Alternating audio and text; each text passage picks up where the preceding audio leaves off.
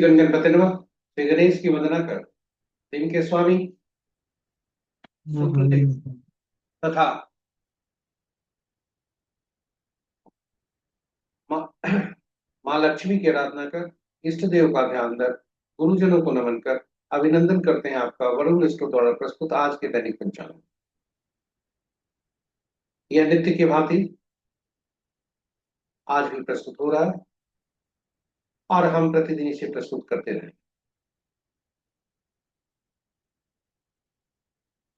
इसका एक लघु रूप हम लघु पंचांग के रूप में अलग से भी प्रस्तुति करते हैं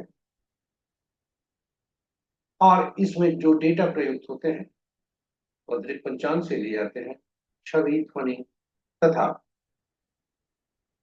एक्सरसाइज के रूप में एक किसी महान हस्ती का की जन्मतिथि, जिनकी आज जन्मतिथि है, उनका विवरण गूगल से लेकर लेते हैं।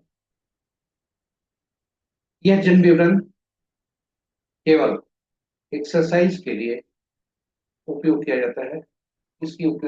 इसको कहीं कंसल्टेंसी या अन्य कोई लाभ के लिए उपयोग नहीं किया जाता।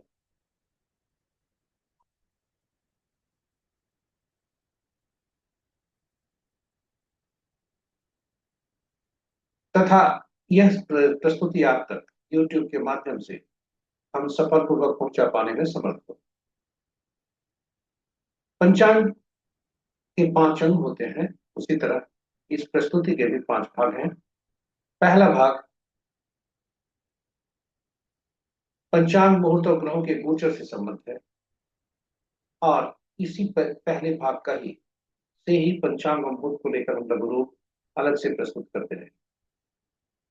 दूसरा भाग नक्षत्र से संबंधित है, जिसे हम ताराबलम कहते हैं। यह चंद्रमा जिस नक्षत्र में जन्म कुंडली में है उस और आज जिस नक्षत्र में चंद्रमा भ्रमण कर रहे हैं उनके अनुसार आज कैसे दिन होने के संकेत हैं, आज का तारा क्या कहता है, इसे ताराबलम कहते हैं। आज का तारा किस ओर संकेत दे रहा है यह हम इसमें जानते। यह मूलतः नवतारा चक्र पद्धति पर आधारित है, जिसके अनुसार जातक के पूरे जीवन काल के बारे में ग्रहों की स्थिति, ग्रहों की शुभता और अशुभता हम जान सकते। विस्तृत चर्चा प्रस्तुति में करेंगे। तीसरा भाग नक्षत्र की भांति राशि, यानी चंद्रमा जिस राशि में जन्म कुंडली में है और जिस राशि में आज भ्रमण कर रहे हैं उसके अनुसार आज कैसे दिन होने के संकेत, आज की राशि क्या कहते हैं, इसे चंद्रबलम कहते हैं। चौथा भाग चौघरिया से संबंधित। चौघरिया एक प्रकार का मुहूर्त बताता है, अशुभ अशुभ और अशुभ काल बताता है, जो दैनिक कार्य से लेकर विशेष कार्य, ग्रहों से संबंधित विशेष कार्य, हम अब नया काम करने जा रहे हैं उसके लिए पूजा पाठ आदि सभी के लिए यह उपयोगी हुआ करता है। यह एक प्रकार का मार्गदर्शन का काम करता है और हम जो भी कार्य करते हैं उसमें शुभता बनाए रखने के लिए चौघरिया को संदर्भित करना शुभता को बढ़ाता है, साथ ही साथ अशुभता को रोकता है। तो विस्तृत चर्चा प्रस्तुति में करेंगे और यह चर्चा विस्तृत चर्चा प्रस्तुति में करेंगे। साथ ही साथ अंतिम भाग अंक ज्योतिष के अनुसार आज के दिन कैसे, यानी आज के अंक विभिन्न तिथियों में जन्मे जातक के लिए कैसे क्या संकेत दे रहे हैं। किसी भी माह की विभिन्न तिथियों को जन्मे जातक के लिए आज के अंक क्या बोलते हैं, संकेत क्या दे रहे हैं शुभता के संदर्भ में, यह 5वें भाग है। साथ ही साथ क्योंकि अंकों के अंक में हम जन्म लेते हैं, अंकों के बारे में थोड़ा कम जानते हैं, अंकों को कम समझते हैं और अंकों को ठीक से समझने हेतु अंकों क्योंकि अंक असंतुलित जब भी होते हैं तो हमारे लिए बाधा का काम करते हैं, अशुभता का काम करते हैं, परेशानी का काम करते हैं। इसलिए अंकों को पहचानना आज के युग नितांत आवश्यक। पूरी चर्चा उस पर और इस प्रकार यह 5 हमारी प्रस्तुति 5 भागों की यहाँ पर समाप्त। 5 भागों की यह प्रस्तुति है।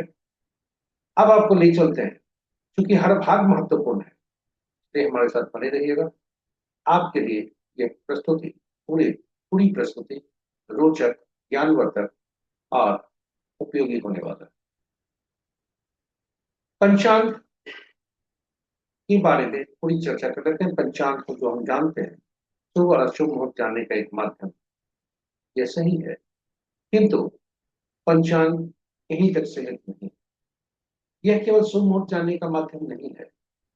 यह व्यक्ति की निर्णय क्षमता को सुदृढ़ करता है, आत्मबल को बढ़ाता है, और जिससे हम सबके जीवन में शांति, समृद्धि और सकारात्मकता का संचार होता है। पंचांग प्रकृति और ब्रह्मांड ऊर्जा के साथ संतुलन स्थापित करने में सहायक होता है, जिससे हमारे जीवन में शांति, समृद्धि और सकारात्मकता का संचार होता है।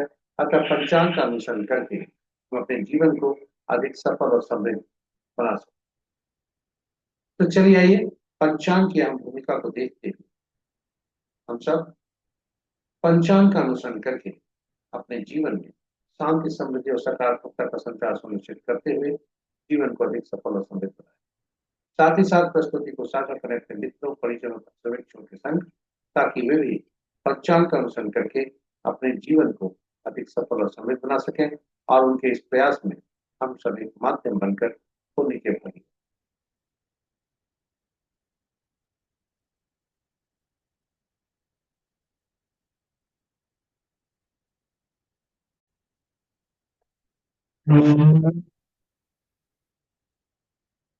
जय श्री राम। जय श्री राम।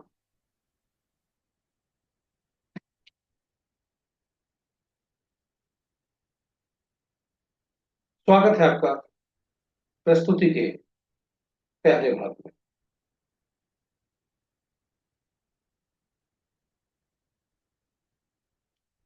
आज का आज दिनांक 31 अक्टूबर 2025, माह कार्तिक, पक्ष शुक्ल, शाका संवत 1947 विश्व विक्रम संवत 2082 कलाई का कलयुग का 5126वां वर्ष। आज का सूर्योदय 5:57 पर, सूर्यास्त 5:09 पर, sunrise sunrise at 5:57 AM and sunset at 5:09 PM। आज का दिशा शुभ पश्चिम है, फिर भी इस दिशा में यात्रा करने को बाध्यता हुई तो जौ खाकर या दूध का सेवन कर यात्रा में शुभता लाए। आज का आज पंचांग के पांचवा वार शुक्रवार, तिथि दिन के 10:03 तक नौमी, जो ऋता तिथि के अंतर्गत आता है। उसके बाद दशमी, जो पूर्णा तिथि के अंतर्गत आता है। नक्षत्र रात्रि के 6:51 तक धनिष्ठा, उसके बाद शतभिषा। योग प्रातः 6:16 तक गंड, उसके बाद प्रति।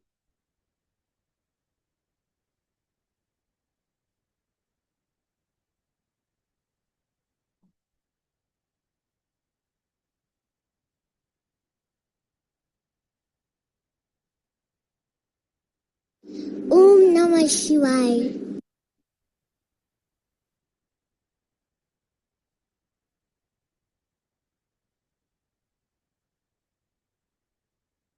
योग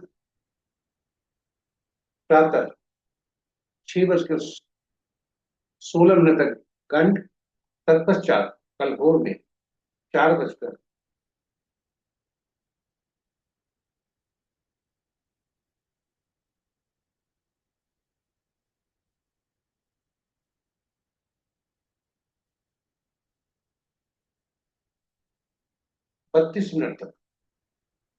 पुनः बता दें, योग प्रातः 6:16 तक गंड, उसके बाद कल भोर में 4:32 तक वृद्धि, और उसके बाद वृद्धि। ध्रुव, सॉरी, पुनः बता दें, गंड योग प्रातः 6:16 तक गंड, उसके बाद कल भोर में 4:32 तक वृद्धि, और तब ध्रुव। करण दिन के 10:03 तक कॉलम, तत्पश्चात रात्रि के 9:43 तक तैतिल, और फिर कर। तो ये रहे हमारे पंचांग के पांचों। महत्वपूर्ण मुहूर्त में जाने के पूर्व भोलेनाथ को देखते हैं कि भोलेनाथ का वास कहाँ। तो भोलेनाथ का वास, भोलेनाथ को नमन करते हैं। जय भोलेनाथ। ओम नमः शिवाय। जब तक नौमी तिथि है तब तक भोलेनाथ गौरी के सानिध्य में है, यानी आज के दिन में 10:03। उसके बाद 10वीं तिथि होती है जब भोलेनाथ सभा स्तर पर होते हैं, जो कि शुभ। तो आधा शुभ आधा शुभ। जय भोलेनाथ। ओम नमः शिवाय। ओम नमः शिवाय। महत्वपूर्ण मुहूर्त के शुभ मुहूर्त में अभिजीत मुहूर्त दिन के 11:10 से 11:56 तक, अमृत काल प्रातः 8:19 से दिन के 9:56 तक, रवि योग प्रातः 5:57 से कल के सूर्योदय तक, यानी आज के सूर्योदय से कल के सूर्योदय तक। और जब भी कोई मुहूर्त आज के सूर्योदय से कल के सूर्योदय तक होता है, यानी एक सूर्योदय से दूसरे सूर्योदय तक होता है, उसे अहोरात्रि कहते हैं। तो रवि योग, अहोरात्रि। विजय मुहूर्त अपराह्न 1:25 से 2:10 तक, गोधूली बेला संध्या 5:09 से 5:34 संध्या तक, और निशिता मुहूर्त देर रात्रि 11:08 से 11:59 तक। रात्रि में किए जाने वाले पूजा पाठ, जब तक साधना, तंत्र मंत्र आदि के लिए निशिता मुहूर्त श्रेष्ठ हुआ करता है। अशुभ मुहूर्त में राहु काल दिन के 10:09 से 11:33 तक, गोलिक काल प्रातः 7:21 से 8:45 तक, यमगंड अपराह्न 2:21 से 3:45 तक, और वर्ज मुहूर्त देर रात्रि 1:54 से 3:28। भद्रा गंडमूला नहीं है। पंचक प्रातः 6:48 से 5:57।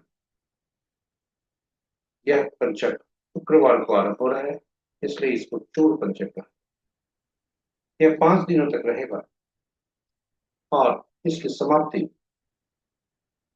4 नवंबर 2025 को दिन के 12:34 पुनः बता दें, आज जो पंचक आरंभ हो रहा है 6:48 से, वह 4 नवंबर 2025 तक रहेगा, 12:34 दोपहर। शुक्रवार को पंचक आरंभ हो रहा है, इसलिए इसे चोर पंचक है।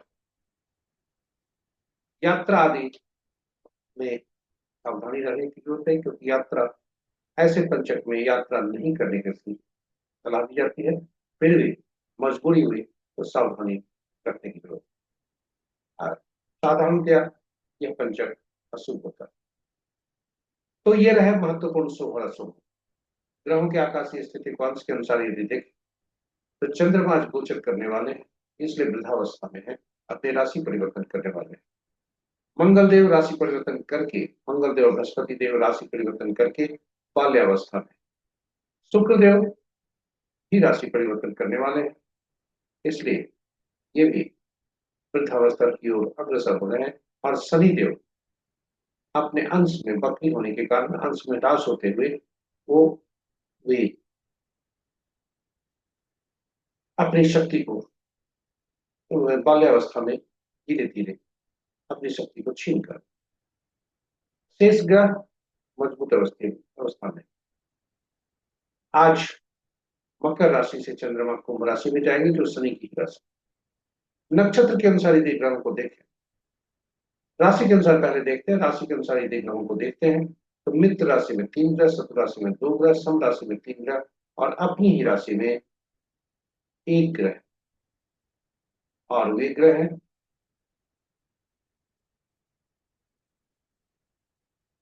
मंगल देव वृश्चिक राशि। इस प्रकार मंगल की राशि में 2 ग्रह, शनि की राशि में 2 ग्रह, सूर्य की राशि में, और सभी ग्रहों की राशियों में एक एक ग्रह। नक्षत्र के अनुसार यदि देखें तो मित्र नक्षत्र में 1 ग्रह, शत्रु नक्षत्र में 1 ग्रह, सम नक्षत्र में 6 ग्रह, और स्व नक्षत्र में 1 ग्रह बृहस्पति। केतु, सूर्य, चंद्र और बुध ये 4 ग्रह ऐसे हैं जो स्वतंत्र ग्रह हैं, इनके नक्षत्र में कोई ग्रह नहीं है। बृहस्पति देव के नक्षत्र में 4 ग्रह, मंगल देव के नक्षत्र में 2 ग्रह, और शेष ग्रहों के नक्षत्र में एक एक ग्रह। इस प्रकार हमारे पहले भाग की प्रस्तुति यहाँ पर समाप्त होने को है। आज प्रातः 6:48 पर चंद्रदेव का राशि परिवर्तन, जब वे जब वे शनि की राशि मकर से कुंभ में जाएगा। अब आपका स्वागत, आपको ले चलते हैं दूसरे भाग, जो कि नक्षत्र के अनुसार आज कैसा दिन होने के संकेत। ताराबलन इसे क्या कहा जाता है? आपके समक्ष एक सारणी प्रस्तुत है, जिसके समक्ष हॉरिजॉन्टल जो कॉलम है उसमें नक्षत्र, चंद्रमा के नक्षत्र के गोचर का नक्षत्रों के नाम है, और ताराबलन के नीचे जो वर्टिकल रोज है वह जन्म कुंडली में विभिन्न नक्षत्रों की स्थिति के बारे में, और इन दोनों का मिलान कर आज का दिन चंद्रमा क्या क्या, आज का तारा क्या संकेत देता है वह कुल 9 स्थितियां बनती है जब आपका आज का तारा जन्म में संपत, विपत, क्षेम, प्रत्यरि, साधक, नैतन, मित्र या त्रिमिति में हो सकता है। जब भी आज का आपका तारा संपत, क्षेम, साधक, मित्र और त्रिमिति में होगा तो आपके शुभता के संकेत हैं। वही जन्म, विपत, प्रत्यरि और नैतन्य में होने पर अशुभता की ओर इंगित करता है, चुनौती का भी की तरफ इंगित करता है। तो जब भी आपका अशुभता की तरफ आज का तारा हो तो आपसे आग्रह है कि दैनिक कार्य में सावधानी बरतें और नया कार्य आरंभ न करें, क्योंकि उसमें शुभता की संभावना कम होने की सकती है, और किसी भी उपाय को कर शुभता लाने तो किसी कोई भी उपाय कर जोखिम न करें। यह मूलतः 9 तारा चक्र पद्धति पर आधारित है, जिसके अनुसार हम ग्रहों के पूरे जीवन काल में, चाहे किसी भी जातक का पूरे जीवन काल में ग्रहों की स्थिति को जान सकते हैं, और जब ग्रहों की स्थिति को जान गए तो फिर दशा महादशा का फल भी जान सकते हैं, जन्म कुंडली में बैठे ग्रह को भी जान सकते हैं, और विभिन्न नक्षत्रों में बैठे व्यक्ति से जो विभिन्न नक्षत्रों में जन्मे जातक हमारे लिए कैसा फल देंगे यह भी हम जान सकते हैं, हमारे लिए कितने लाभकारी, और उसी अनुरूप हम उनसे मित्रता कर सकते हैं, उसी अनुरूप हम उनसे सावधानी बरत सकते हैं, और उसी अनुरूप हम उनसे व्यापार आदि करने के लिए पार्टनरशिप करते हैं। तो यह मूलतः 9 तारा चक्र पद्धति इस सिद्धांत पर आधारित है कि कुल ग्रहों के मन नक्षत्र होते हैं, नक्षत्र अपना फल देते हैं, नक्षत्र ही ग्रहों के फल देते हैं, ग्रह अपना फल नहीं देते। अब प्रश्न उठता है इस पर कि 27 नक्षत्र होते हैं और ग्रह 9 ही है, फिर कौन से नक्षत्र किस ग्रह के फल देंगे? इसके लिए 27 नक्षत्रों को 9 नक्षत्रों के समूह में 3 श्रेणियों में रखें, जो आपके समक्ष पहले श्रेणी में पहला से 9वां नक्षत्र, दूसरा श्रेणी में 10वां से 18वां नक्षत्र, तीसरे 19वां से 27, और ग्रहों को महादशा के क्रम में रखा गया। केतु पहला ग्रह, दूसरा शुक्र, तीसरा सूर्य, चौथा चंद्रमा, पांचवा मंगल, छठा राहु, सातवां बृहस्पति, आठवां शनि और 9वां बुध। अब जो ग्रह हुए जिनकी जो सूची हुई उसी अनुसार नक्षत्रों को जोड़ा गया, यानी पहला, 10वां, 19वां नक्षत्र हर समूह में से ये पहले ग्रह के स्वामी, यानी पहला, 10वां, 19वां नक्षत्र का स्वामित्व हर श्रेणी में से पहला, 10वां, 19वां नक्षत्र यानी पहला नक्षत्र हर समूह में से लिया गया, और उनका स्वामित्व केतु देव हो गया पहला ग्रह। दूसरा ग्रह को दूसरा, 11वां, 20वां नक्षत्र यानी दूसरा हर समूह में से दूसरा नक्षत्र, उनका स्वामित्व शुक्रदेव के गया, और इसी क्रम में 9वां, 18वां, 27वां नक्षत्र का स्वामित्व बुध देव हो गया। और यह सूची इस प्रकार। अब फलित कैसे करते हैं यह महत्वपूर्ण। तो चंद्रमा जिस नक्षत्र में जा सकते हैं, किसी भी जन्म कुंडली में चंद्रमा जिस नक्षत्र में है उस नक्षत्र को के स्वामी को देखें, और वही पहला ग्रह बने। जातक का जन्म उसी दशा महादशा में हुआ होगा और हुआ होता है, और गणना वही से आरंभ करते हैं, पहला ग्रह वही बनता है, वहां से गिनती गणना हम आरंभ करते हैं और घड़ी की सुई की दिशा में आगे बढ़ते हैं। अंतिम पड़ाव पर आने पर, बुध तक आने पर फिर हम केतु से अपनी यात्रा आरंभ करते गणना। तो पहला ग्रह जो भी बनता है वह पीड़ा देता है, और दूसरा, चौथा, छठा, आठवां, 9वां ग्रह जो बनते हैं वे शुभकारी होते हैं। वही पहला, तीसरा, पांचवा, सातवां, 9वां ग्रह जो बनते हैं वे चुनौती भरे होते हैं, अशुभकारी होते हैं, बाधक। अब हम किसी भी ग्रह से, मान लीजिए किसी जातक का जन्म भरणी, पूर्वा, फाल्गुनी या पूर्वाषाढ़ नक्षत्र में हुआ है, क्योंकि शुक्र का नक्षत्र होता है, शुक्र का दिन है, इसलिए शुक्र की चर्चा करो।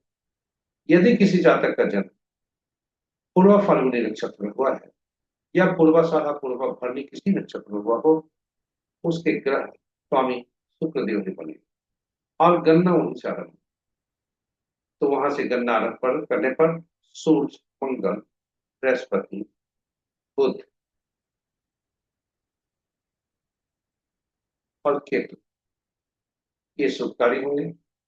वहीं शुक्र, बुध, चंद्रमा, राहु और शनि अशुभकारी।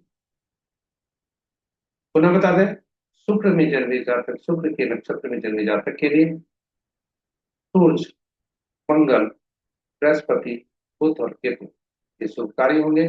वहीं शुक्र स्वयं, चंद्रमा और राहु तथा शनि ये पीड़ादायक, अशुभ, और ये पूरे जीवन काल के।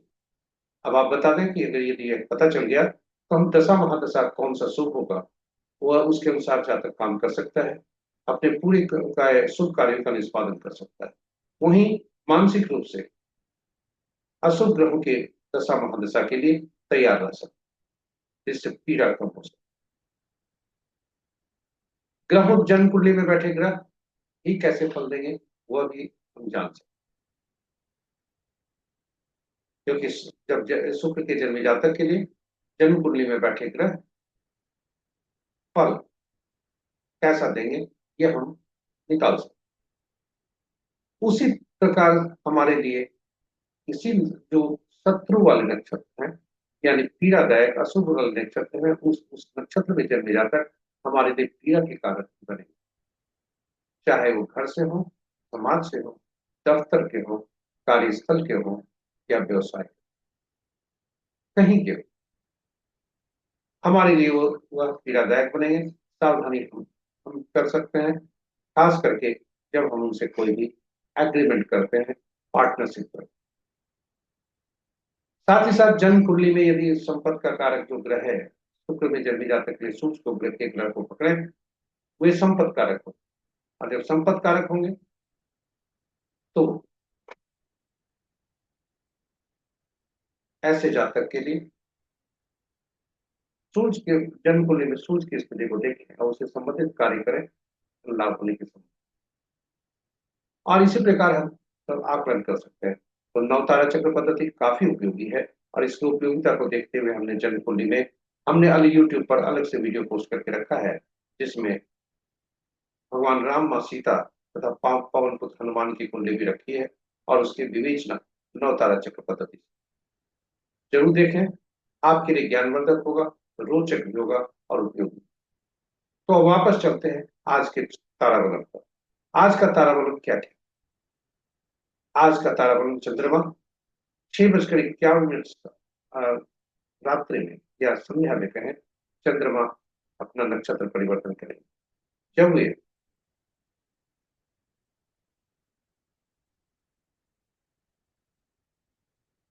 वे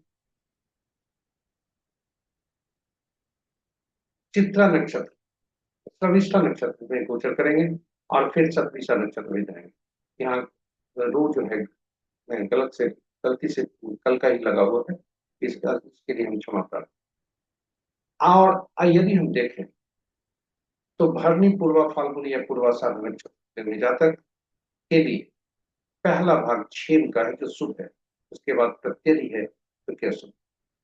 वहीं यदि हम पुनर्वसु, विशाखा, पूर्वा भाद्रपद नक्षत्र में देखें तो पहला भाग मित्रता का है और दूसरा भाग भी अति मित्रता का, इसके दोनों शुभ।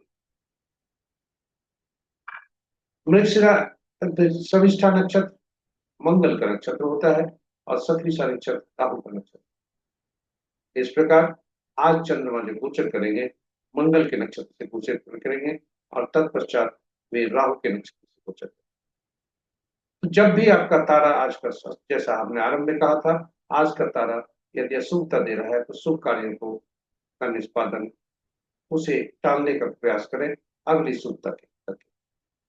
इन्हीं शब्दों के साथ आपको उपाय के तौर पर संक्षेप में जो केवल पुस्तकों में लिखी है वह जानकारी हम दे सकते हैं, लेकिन उसका उपयोग करने के हेतु सलाह नहीं देते, क्योंकि शुभता की संभावना कम है, उसको वह प्रमाणित नहीं।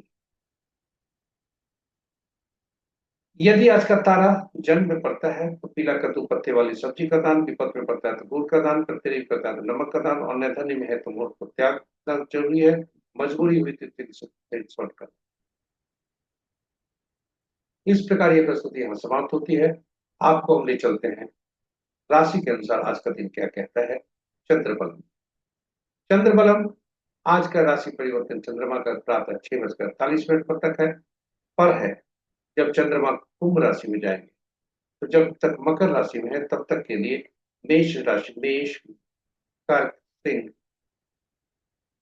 वृश्चिक, मकर और मीन राशि के जातक के लिए शुभ तक है सकते हैं। उसके बाद मेष, वृषभ, सिंह, कन्या, धनु तथा कुंभ राशि के जातक के लिए शुभता के संकेत है। शेष राशि वाले जातकों के लिए थोड़ा चुनौती भरा या सावधान रहने के संकेत मिले। इसलिए ईश्वर का की आराधना करें, दैनिक कार्यों में सावधान रहें, जोखिम न लें। अब आपको हम लेकर आए हैं आज चौथे भाग में। चौथा भाग चौघरिया से संबंधित एक प्रकार का मुहूर्त है जो शुभ और अशुभ समय दर्शाता है। किसी भी शुभ काम को करने के लिए इसका उपयोग किया जाता है, चाहे वह कार्य पूजा से संबंध हो या पहली बार कोई कार्य किया जा रहा हो, या उन ग्रहों से संबंध हो जिन ग्रह जो जो जो क्योंकि हर ग्रह के विशेष कार्य होते हैं, तो उनसे संबंध हो, उन सभी का को चौघरिया से संदर्भित कर अच्छे मुहूर्त में कार्य को करने से शुभता बनी रहती। हम कोई भी कार्य करते हैं तो शुभता के लिए करते हैं, इसलिए नौता जो चौघरिया है यह हमें अशुभता से अशुभता की ओर ले जाने से रोकता है। यदि कोई व्यक्ति कोई उचित मुहूर्त नहीं देखना चाहता हो या नहीं देख पाया हो तो कम से कम अपने कार्यों में शुभता बनाए रखने के लिए चौघरिया जरूर दें। और यही वजह है कि चौघरिया की उपयोगिता को देखते हुए हमने दैनिक कार्यों से लेकर विशेष कार्यों में चौघरिया की उपयोगिता को देखते हुए हमने हिंदी और अंग्रेजी में अलग अलग यूट्यूब पर पोस्ट रखे हैं। हिंदी में चौघरिया की उपयोगिता और अंग्रेजी में यूटिलिटी ऑफ चौघरिया। आप जरूर देखें, आपके लिए ज्ञानवर्धक होगा और उपयोगी होगा, ऐसा हमारा विश्वास है। संक्षेप में उस प्रस्तुति की इसका संक्षेप में यहाँ चर्चा करते हैं।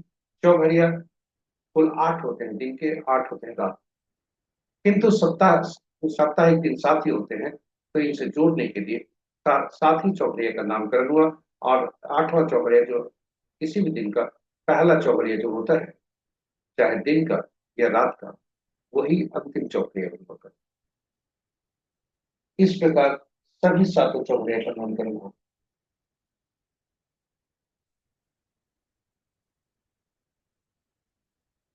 हम फिर इस प्रकार सातों चौघरिया का नामकरण हुआ और सातों चौघरिया का साप्ताहिक दिन से संबंध हुआ। और सातों साप्ताहिक दिन का संबंध ग्रहों से होता है, क्योंकि उनके स्वामी ग्रह होते हैं। और ये सभी ग्रह विशेष कार्य के लिए विशेष प्रयोजन के लिए, विशेष उद्देश्य के लिए अधिकृत होते हैं। इसलिए सभी चौघरिया का संबंध ग्रहों के विशेष कार्य, विशेष उद्देश्य से भी संबंधित जुड़ गया। इस प्रकार सभी चौघरिया उपयोगी होते हैं। दिन का चौघरिया राहु काल, काल बेला और बाल बेला से ग्रसित हो सकता है, और रात्रि का चौघरिया काल रात्रि से।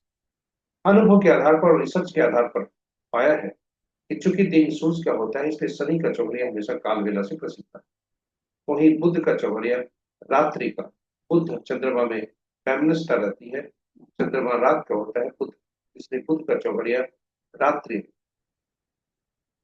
व काल रात्रि।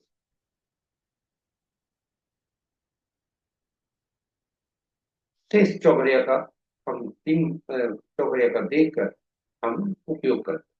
तो चलिए आज का चौघरिया देखते हैं। आज का चौघरिया जो हमने कहा था, अमृत चौघरिया वारविला से ग्रसित है, और काल चौघरिया जो कि 10:09 दिन के 1 से 11:35 तक है, वह काल वेला और राहु काल दोनों से। रात्रि का लाभ चौघरिया जो 8:21 से 9:57 तक है, वह काल रात्रि। तो ये रहे आज की चौघड़िया की प्रस्तुति। और आप इससे इन चौघड़िया को जो अशुभता से अधिव्याप्त जो चौघड़िया है उसका त्याग कर शेष चौघड़िया का उपयोग अपने अनुसार और अपनी आवश्यकता अनुसार कर सकते। इन्हीं शब्दों के साथ हम आपको ले चलते हैं अंकों की दुनिया। अंक हमारे लिए बहुत महत्वपूर्ण हुआ करते हैं और अंकों की उपयोगिता काफी है, क्योंकि जब हम अंकों के साथ और ये अंक बार बार हमारे हमें उपयोग करते हैं, इसलिए अंक की उपयोगिता काफी। अंक ज्योतिष में 1 से 9 तक अंक का ही प्रयोग होता है और 1 से 9 अंक ही हमारे लिए उपयोग होते हैं। शून्य को गणना में नहीं ली जाती, क्योंकि शून्य अनिश्चितता को दर्शाता है। 1 से 5 के अंक को देखें तो पांचवा अंक जो है वह पांचवा अंक बीच का अंक होता है, मध्यस्थता का अंक होता है, तुलन का कार्य करता है, शक्तिशाली। ग्रहों के यदि देखें तो हर अंक हमारे लिए हमारे 1 से 9 तक जो अंक हुए वे शासित होते हैं विभिन्न 9 ग्रहों से। एक सूर्य से, दूसरा चंद्रमा से, तीसरा बृहस्पति से, चौथा राहु से, पांचवा बुध से, छठा शुक्र से, सातवां केतु से, आठवां शनि से और नौवां मंगल से। और इनको अंकों की दुनिया में विशेष नाम से ही उपयोगिता के अनुसार जाना जाता है। एक को राजा या सरकार से, 2 को रानी या पार्टनर से, 3 को गुरु या सलाहकार से, 4 को शरारती तत्वों से, नियम तोड़ने वाले व्यक्तियों से, 5 को राजकुमार या कुमार से, 6 को मंत्री या सुख सुविधा प्रदान करने वाले व्यक्तियों से, 8 को धर्मगुरु या ईश्वर द्वारा जो शक्ति उन्हें किसी व्यक्ति को प्राप्त होती है जिससे वह भविष्य में घटने वाली घटनाओं का उसे आभास पूर्वाभास होता है, उस दोनों व्यक्तियों से। 8 को अधीनस्थ कर्मचारियों से, समाज के नीचे तबके के लोग, हमारे अधीन काम करने वाले लोग, नौकर चाकर, न्यायाधीश, न्यायालय से। और 9 को सेनापति, पुलिस, डॉक्टर और पुलिस। जब हम अंक को जन्म लेते हैं तो अंकों की दुनिया में जब इस दुनिया में प्रवेश करते हैं तो ईश्वर द्वारा प्रदत्त हमें एक कुछ अंक प्रदत्त होते हैं उपहार के रूप में, और वे जन्म तिथि के रूप में जाने जाते हैं। ये स्थिर होते हैं। इनसे बनने वाले अंक ये स्थिर हुआ करते हैं। ये इस जन्म तिथि में तिथि माह और वर्ष 3 अंग होते हैं इसके, और तिथि और माह 1 अंक या 2 अंकों का भी हो सकता है, किंतु वर्ष 4 अंक ज्योतिष के अनुसार जब भी 1 से ज्यादा अंकों का समूह एक जगह एकत्रित होते हैं तो हमें उसका उपयोग करने हेतु उसे एक अंक में परिवर्तित कर लिया जाता है। जब तिथि को एक अंक में परिवर्तित किया जाता है वो ड्राइवर कहलाता है या मूलांक कहलाता है। तिथि माह और वर्ष को जोड़कर एक अंक में परिवर्तित करते हैं तो वह भाग्यांक या कंडक्टर कहलाता है। जिस तरह बस को चलाने के लिए ड्राइवर और कंडक्टर में आपस में तालमेल और मित्रता जरूरी है, उसी तरह जीवन के बस को भी चलाने के लिए ड्राइवर और कंडक्टर को का आपस में मित्रता रखना चाहिए। साथ ही साथ हम कोई भी अंक जो हम अपने से बनाए वह ड्राइवर और कंडक्टर का शत्रु नहीं। हमारे लिए सभी अंक, सभी जो भी हम कार्य करते हैं अंकों के नहीं परिवर्तित। अब हम यदि कहें कि ये सारे अंक जो स्टैटिक अंक हैं, कुछ अंक और बनते हैं। उदाहरण स्वरूप तो एक वर्ष को जोड़कर, वर्ष के अंकों को जोड़कर एकल अंक में परिवर्तित करते हैं, और पुरुष के लिए 11 में से उसे घटाते हैं, महिला के लिए 4 उसमें जोड़ते हैं और तब एकल अंक में परिवर्तित करते हैं, तो वह एंजल नंबर कहलाता है, कुआं नंबर कहलाता है। तिथि और माह को जोड़कर एकल अंक में परिवर्तित करते हुए तिथि और माह को जोड़कर फिर एकल अंक में परिवर्तित करते हैं तो वह एटीट्यूड नंबर कहलाता है और या अचीवमेंट नंबर कहलाता है। ड्राइवर हमारा आंतरिक व्यक्तित्व बताता है, कंडक्टर हमारा भविष्य की ओर इंगित करता है, एंजल नंबर हमारे वातावरण को इंगित करता है, और अचीवमेंट या एटीट्यूड नंबर हम दुनिया को क्या छाप छोड़ते हैं, दुनिया हमें कैसा समझती है, उस वह सब ये अंक स्टैटिक होते हैं। अब यदि ड्राइवर और कंडक्टर में आपस में शत्रुता हो गई तो फिर हम अंकों जो डायनेमिक अंक होते हैं हम बनाते हैं। स्टैटिक अंक ईश्वर, तो डायनेमिक अंक जो हमें बनाते हैं वह हमारे लिए कितना कारगर होता है, इसके लिए हम ही जिम्मेवार हैं। और हमें सुनिश्चित करना होता है कि ड्राइवर और कंडक्टर का सफल होना। तो विभिन्न अंक हम बनाते हैं, और जैसे जैसे जैसा जब भी हम उपयोग करते हैं तो वह हमें ऊर्जा देता है, सकारात्मक हो नकारात्मक, जैसे उसके गुण। और ड्राइवर और कंडक्टर से जैसा शत्रुता, जैसे उनकी मित्रता या शत्रुता, उसी अनुसार हमें ऊर्जा मिलती। अब यदि हमें स्थायी रूप से ड्राइवर और कंडक्टर के लिए ऐसा अंक ढूंढना हो जो इसका मित्र हो, दोनों का मित्र हो, तभी तक वह मध्यस्थता कर सकता है और दोनों की जो कटुता है उसको कम कर सकता है। तो वह अंक ढूंढने में एक अंक मिलता है जो ईश्वर द्वारा प्रदत्त अंक से ही अलग होता है, धरती के ईश्वर से हमें प्राप्त होता है। यानी एक ईश्वर जो जन्म लेते हैं स्वर्ग से, हमें जो ईश्वर देते हैं वह अंक अलग हुआ। और एक धरती के ईश्वर यानी माता पिता और या हमारे दादा दादी नाना नानी आदि देते हैं, वह हमें नाम के रूप में प्राप्त, जो हम नहीं बनाते, हमारे कोई देवता बना, और वे नाम कहलाते, और वह भी अंक देता है। आप आश्चर्यचकित होंगे कि नाम से नामांक कैसे बना। जी हाँ, हर अक्षर का अंकीय मूल्य होता है, और वही अक्षर मूल्य हम उन अंकों को, उनमें प्रयुक्त हुए अक्षरों को अंकीय मूल्य में परिवर्तित करते हैं, उनके अंकों को जोड़ते हैं, और वह उसे हम जोड़कर हम उसका उपयोग करें। अब यदि हमारा नामांक ठीक अगर ड्राइवर और कंडक्टर का शत्रु हो गया, फिर नाम में करेक्शन करने की आवश्यकता है। इसलिए यह प्रस्तुति उनके लिए भी है जहां किसी बच्चे का नामकरण कर प्रारंभ से ऐसा नाम दे जो मैक्सिमम ऊर्जा दे, क्योंकि नाम के पहले अक्षर से लेकर अंतिम अक्षर तक ऊर्जा देता है, और उस ऊर्जा का पॉजिटिव ऊर्जा दे, और उस ऊर्जा का हम उपयोग कर पॉजिटिव रूप में करें, यह हम सुनिश्चित करना हमें हमारा काम। तो आपके समक्ष प्रस्तुति रखा। आज जिस व्यक्ति का जन्म तिथि है उसका नाम है चिराग पासवान। जी हाँ, चिराग पासवान का जन्म तिथि 31/10/1982 उनके जन्म तिथि थी। चिराग पासवान को हार्दिक शुभकामनाएं। अब आप देखें, चिराग का नाम यदि आरंभ करते हैं सी से होता है, लेकिन तीन देता है। यदि वह ड्राइवर और कंडक्टर का शत्रु हो गया, फिर समस्या खड़ी हो जाती। उसी तरह चिराग का पूरा नाम, चिराग पासवान, आप खुद जोड़ें कि नाम कितने पे आप, हमने चिराग को केवल लिया है, आप पूरे नाम को जोड़ सकते हैं और नाम निकाल सकते हैं। अब यहां पर देखें, आप आतुर होंगे शत्रुओं को पहचान लेंगे। जी हाँ, जब तक शत्रुओं को जानेंगे नहीं तब तक नाम करेक्शन नहीं कर सकते, या ड्राइवर और कंडक्टर में आपस में तालमेल नहीं बिठा सकते।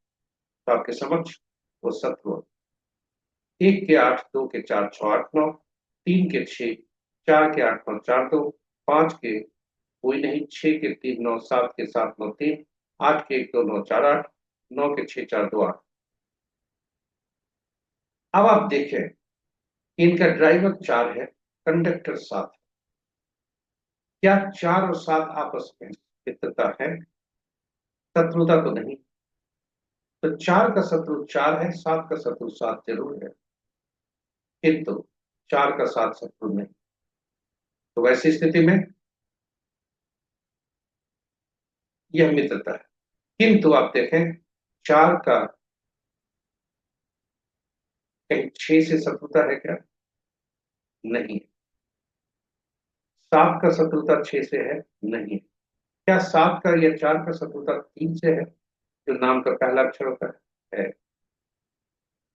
यही त्रुटि है। साथ ही साथ पूरे जन्म तिथि को यदि आकलन किया जाए तो इनके जन्म तिथि में 5 और 7 की कमी, 5 और 6 की कमी है, 7 नहीं, 5 और 6 की कमी। 5 इनके राजयोग को रोक रहा है, इन्हें 5 अंक रखना चाहिए।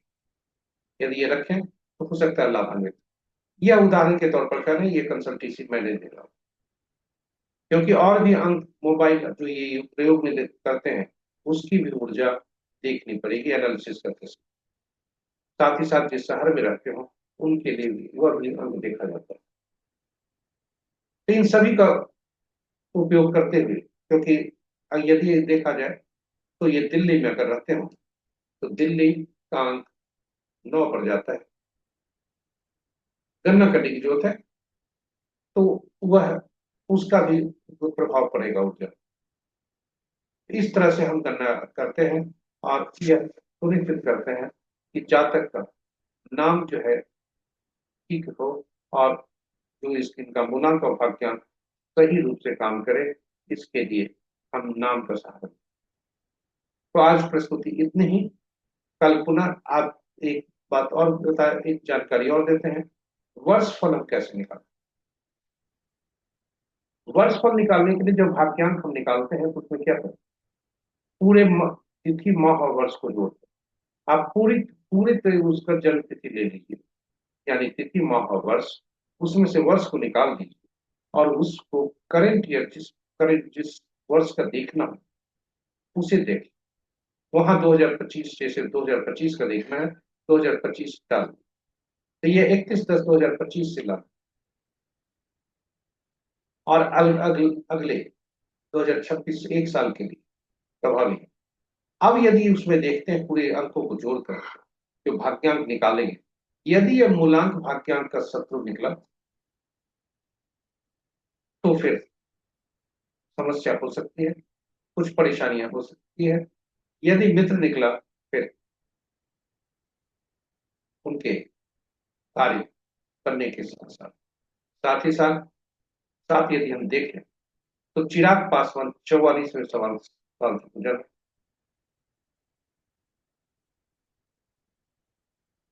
33 साल ये क्रॉस, ये 43 साल क्रॉस कर